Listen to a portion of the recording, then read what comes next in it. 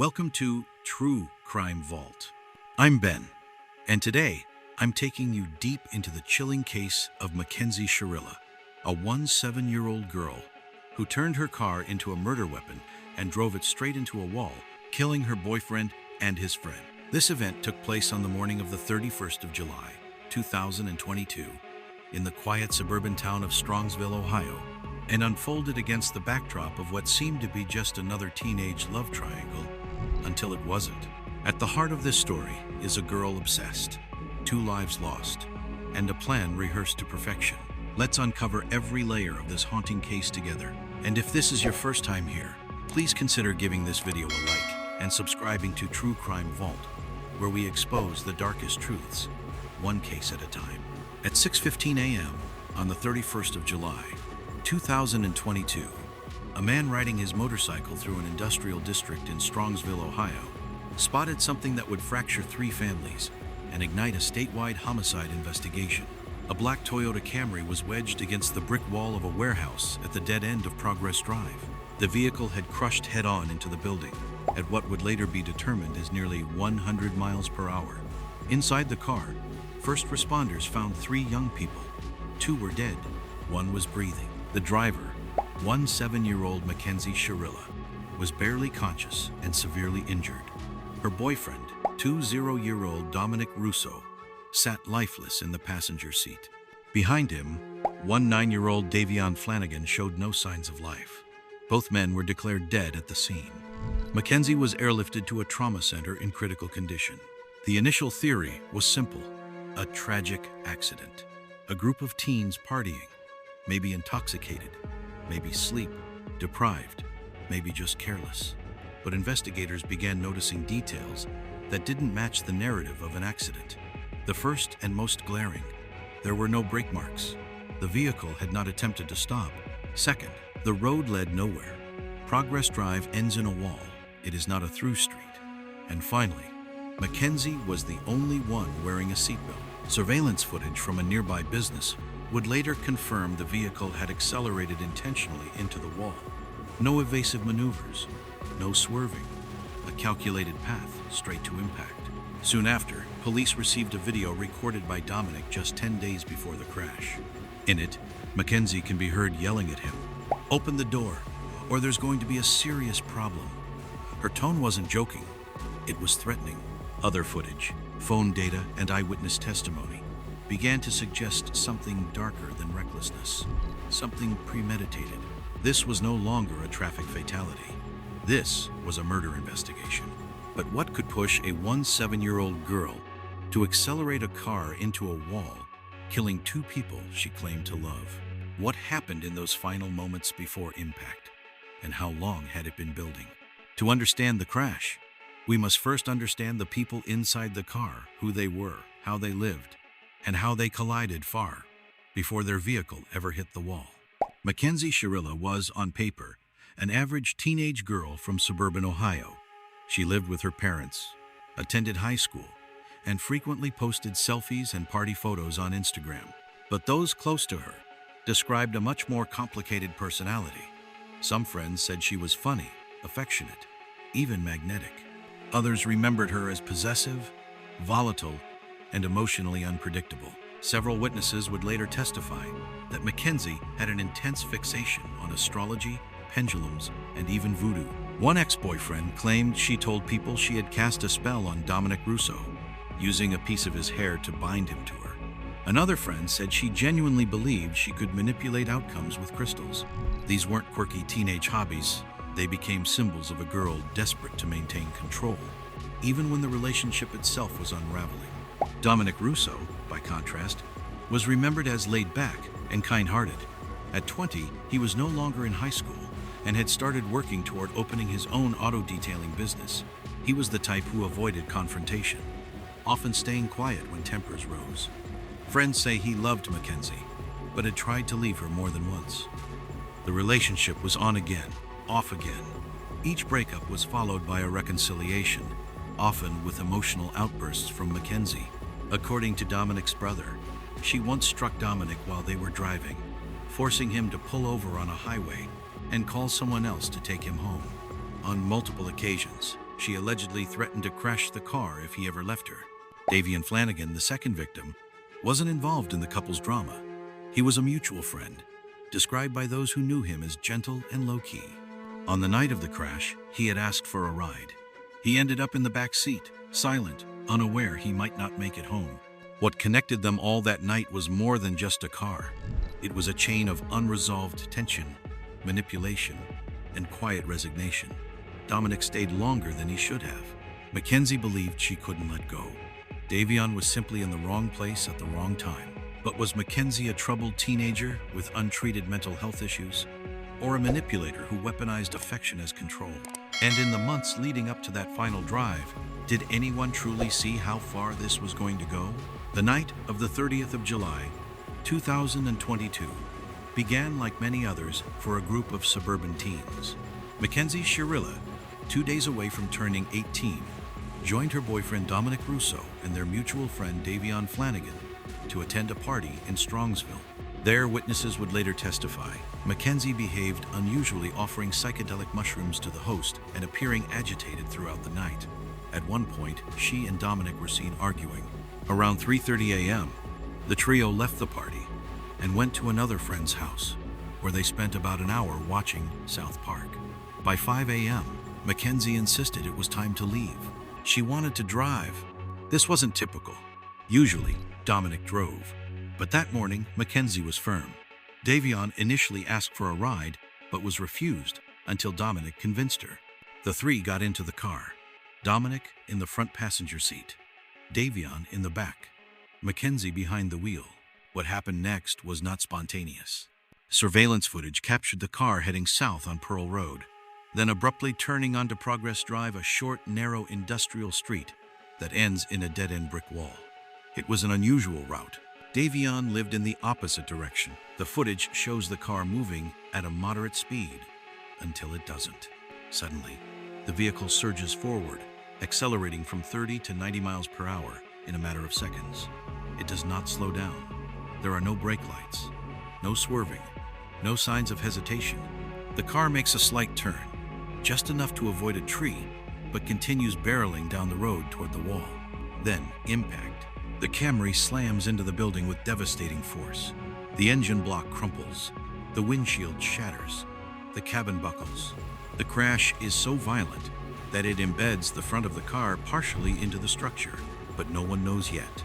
The car isn't found for another 45 minutes. At 6:15 a.m., a motorcyclist spots the wreckage and calls 911. When first responders arrive, they're confronted by a scene described later as one of the worst single-vehicle accidents they'd ever witnessed. Body cam footage shows officers prying open the doors, shouting, "Who can hear my voice?" Mackenzie is barely conscious. Her seatbelt is the only thing keeping her upright. Dominic and Davion are already gone. One officer is heard saying, "Pulses are gone." Both of them. She's the only one left. The interior is mangled, airbags deployed, glass embedded in the upholstery, blood pooled on the floor. Investigators begin to wonder, how did this happen with no skid marks, no defensive driving, and no obstacles in the road? They start measuring the scene, reconstructing the angles. The evidence is chilling. The path the car took was straight, calculated. The lack of braking is not consistent with panic or accident. And more disturbingly, the crash occurred at a precise location where there were no bystanders, no traffic, no chance of being noticed. "It's like she rehearsed it," one officer remarked. "This isn't a loss of control. This is precision." At the hospital, Mackenzie drifts in and out of consciousness. She has a leg injury, head trauma, and internal bruising, but she survives. She says little, other than asking about Dominic. Doctors stabilize her. The police, meanwhile, begin to piece together what they've just witnessed. Toxicology reports are pending, but there's something off. Then, days later, police receive security footage showing Mackenzie had driven down Progress Drive on multiple occasions in the weeks before the crash. Not once or twice, but 7 times. Each time she slowed just before the wall, turned around, and left. On the 31st of July, she didn't turn around. And there was one more detail that chilled investigators. Mackenzie was the only one wearing a seatbelt. Dominic and Davion weren't buckled in. Autopsy reports confirm they died from blunt force trauma to the head and chest, instantaneous in both cases. The placement of their bodies suggests no attempt was made to shield themselves. The impact was too fast. In the aftermath, investigators started reviewing videos and messages from Mackenzie's phone. What they found would confirm their worst fears. She had driven that route before. She had practiced it. She had planned it. And when she put her foot to the gas pedal that morning, it wasn't an accident. As one detective would later say, this wasn't an act of impulse. This was deliberate. She didn't just crash that car, she weaponized it. In the days following the crash, Strongsville police initially treated the scene as a tragic accident. The circumstances were bizarre, yes, but teenage fatalities involving drugs, fatigue, or reckless behavior weren't uncommon. Yet something felt wrong. Investigators couldn't explain the lack of skid marks, the choice of road, or the fact that Mackenzie was the only one buckled in. The first cracks appeared when officers retrieved surveillance footage from a nearby factory. The video showed the Camry accelerating without hesitation directly into the wall. There was no sign of braking, no attempt to veer off. It looked like a controlled trajectory, calculated. Toxicology reports revealed that Mackenzie had marijuana and psilocybin, the active compound in psychedelic mushrooms, in her system. But those substances didn't account for the intention behind the maneuver. Being high doesn't make you steer perfectly into a wall, one officer later remarked. Then came the digital forensics. Dominic's parents turned over a video recorded just 10 days before the crash. In it, Mackenzie is heard threatening Dominic, "Open this door, or there's going to be a serious problem." Her tone is not playful, it's severe. Investigators dig deeper into Mackenzie's phone and social media accounts. What they find is damning. Snapchat messages show her boasting about drug use, driving recklessly, and even suggesting she could crash and live through it. She posts about how she can do more drugs than anyone and still be here. Investigators also uncover a series of photos with large stacks of cash despite her having no job and messages negotiating payments for illicit activities. Then they locate GPS data. Mackenzie had driven the same route, the exact same stretch down Progress Drive, 7 times in the 2 weeks before the crash. Every time she stopped short of the wall and turned around. Until the day of the incident, detectives begin interviewing her ex-boyfriends and friends. One says Mackenzie talked about casting voodoo spells. Another confirms she believes she had bonded Dominic spiritually and refused to let go of him. Dominic's brother recounts an incident where Mackenzie hit Dominic while he was driving and threatened to crash the car if he left her. The pattern is building, and it's consistent. Still, some in law enforcement hesitate. Could this be a case of deteriorating mental health? A cry for help gone too far? Or something premeditated? Then one friend provides cell phone video footage recorded from inside another car days earlier, showing Mackenzie driving recklessly, smoking weed, and recording videos while letting go of the wheel. In one clip, she's heard saying, "This is how I die." But perhaps the most incriminating moment comes from the location data logs. Investigators find that Mackenzie didn't just drive that road. She practiced the acceleration pattern. Her GPS showed full throttle spikes, reaching speeds over 90 miles per hour each time she visited Progress Drive. This wasn't casual driving, it was deliberate rehearsal. One detective summarizes it clearly in his report. The driver had foreknowledge of the route, prior exposure to the site, and a documented history of threats, control, and obsession. Combined with digital evidence and lack of braking, we are no longer investigating an accident. This is now a homicide case. On the 4th of November, 2022, more than 3 months after the crash, police arrested Mackenzie Shirilla. She was charged with 2 counts of first-degree murder, among other felonies. The question now was no longer whether a crime had occurred, but whether the court could prove that this teenager had turned her car into a weapon with full intent to kill. On the 14th of August, 2023, after months of investigation, 9-year-old Mackenzie Shirilla stood trial at the Cuyahoga County Court of Common Pleas.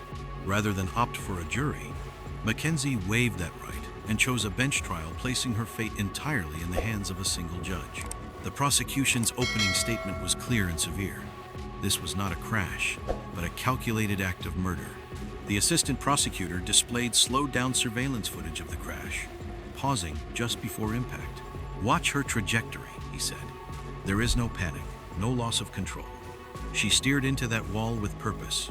They introduced the GPS data, the Snapchat messages, the voicemails, the threats, the patterns of behavior, the crash reconstruction. Every element was designed to support one claim, that Mackenzie Shirilla had intentionally driven the vehicle into the wall to kill Dominic Rousseau, and Davion Flanagan had simply been collateral. Then came the defense. Mackenzie's attorney acknowledged the tragedy, but argued it stemmed from mental health instability and the disorienting effects of drugs. They claimed she was suffering from a fainting disorder POTS, postural orthostatic tachycardia syndrome, which could have caused sudden blackouts. She didn't want to die. She didn't want anyone to die, the defense insisted. She was a broken girl in a moment of confusion. The judge requested the raw surveillance footage multiple times. He asked to hear the full 15-minute audio clip of Mackenzie's threats to Dominic. He paused frequently. His face remained unreadable. A forensic crash expert took the stand for the prosecution, stating plainly, this was not an accident. The acceleration was controlled. The road had no obstructions. This was a planned trajectory 100% consistent with deliberate action. Then came a twist. Mackenzie's parents testified not as defense witnesses, but to explain her erratic behavior in the days following the crash. Her father admitted calling police after an incident at home, fearing his daughter needed a psychiatric evaluation. It was a stunning moment that contradicted the narrative that Mackenzie was simply misunderstood. But the most emotional testimony came from the parents of Dominic and Davion. Their voices cracked. They described sleepless nights, missed birthdays, and the irreversible vacuum left behind. Dominic's mother looked directly at Mackenzie as she said, "You took him from me. You planned it." Mackenzie remained expressionless. At times, she looked away. At others, she stared straight ahead. In closing arguments, the prosecution said, she didn't press the gas in a moment of fear. She pressed it as a final decision, and that decision took 2 lives. The defense countered, but was that her intention? Or are we trying to place adult criminal logic on a teenage mind in crisis? When the judge finally delivered his verdict, the courtroom fell silent. Guilty on all counts. 4 counts of murder, 4 counts of felonious assault, 2 counts of aggravated vehicular homicide, 1 count of drug possession, 1 count of possessing criminal tools. No emotion showed on Mackenzie's face as the verdict was read, but the silence that followed felt heavier than any outburst. Was this justice, or the inevitable conclusion of a tragedy no one had stopped in time? To understand Mackenzie Shirilla is to enter a psychological maze, one lined with contradictions, trauma, and a chilling sense of intent. On the surface, she does not resemble the archetype of a killer. At just 17 years old, Mackenzie had no violent criminal record, no documented history of abuse, and no formal psychiatric diagnoses at the time of the crash. She was middle class, suburban, seemingly supported by her family. Yet none of that prevented her from committing an act that investigators described as methodical, deliberate, and lethal. So what happened? Experts in forensic psychology often warn against painting teenage defendants with simplistic labels. The adolescent brain, they argue, is still developing, particularly in regions associated with impulse control, emotional regulation, and foresight. But the Shirilla case challenges that framework. This wasn't a momentary lapse. It was a plan. GPS records showed rehearsal. Messages indicated motive. Surveillance footage revealed the absence of hesitation. If this were impulse, it was the most rehearsed impulse in modern criminal history. Some observers suggest Mackenzie fits the profile of a covert narcissist, someone who appears vulnerable and emotional outwardly, but internally craves control, attention, and devotion. Her fixation on Dominic Rousseau was not merely romantic, it was possessive. She allegedly used occultism, including voodoo and pendulums, to bind him to her spiritually. She sent threatening messages, she stalked his movements, and when he tried to leave, she escalated. Yet others view her as a psychologically destabilized teen, spiraling in an emotional collapse brought on by rejection, drugs, and untreated illness. Her post-crash behavior, partying in costume, posting about drugs, posing with stacks of cash, suggests a detached or dissociated mental state. Was it trauma, a coping mechanism, or the absence of guilt? The ambiguity deepens when we consider how Mackenzie presented during the trial. Stoic, detached, and mostly silent. No public apology, no visible grief. Some saw that as proof of guilt. Others saw a girl broken long before the crash ever occurred. Dominic Rousseau, meanwhile, is viewed as a victim not just of homicide, but of emotional entrapment. His repeated attempts to leave and his passive nature fit a disturbing dynamic often found in abusive teen relationships, where emotional manipulation replaces physical violence. He may never have seen it coming. Davion Flanagan's presence that night serves as a brutal reminder of collateral damage. He wasn't involved in the drama. He just needed a ride, and he paid for it with his life. From a legal standpoint, the court classified Mackenzie as an adult. But from a psychological standpoint, she lives in limbo, a teenager, capable of adult-level destruction, yet wrapped in a mind still growing, still erratic, still unfinished. Was this evil or brokenness? Was Mackenzie Shirilla a cold-blooded manipulator who executed a two-person murder with automotive precision, or a collapsing teenager, unable to distinguish obsession from love, control from connection? The answer may depend not on what we see in her, but on what we fear to admit about how far young minds can go when no one is watching. Following her conviction, Mackenzie Shirilla was sentenced to 2 concurrent life sentences, with the possibility of parole after 15 years. She is currently incarcerated at the Ohio Reformatory for Women in Marysville, where she will be eligible for her first parole hearing in October 2037, at the age of 32. Her legal team has not publicly announced any plans to appeal, though sources close to the case suggest they may pursue post-conviction relief based on mental health evaluations. For now, the sentence stands. In Strongsville, the community remains divided. Some see the outcome as justice finally served a clear message that intent, not age, defines criminal responsibility. Others, particularly among younger people, express sympathy, questioning whether the justice system is equipped to handle adolescent mental health in the context of irreversible crimes. On social media, the case continues to spark debate. Hashtags like #JusticeFordham and #FreeMackenzie trend side by side, with online forums dissecting everything from her courtroom demeanor to the ethics of trying teens as adults.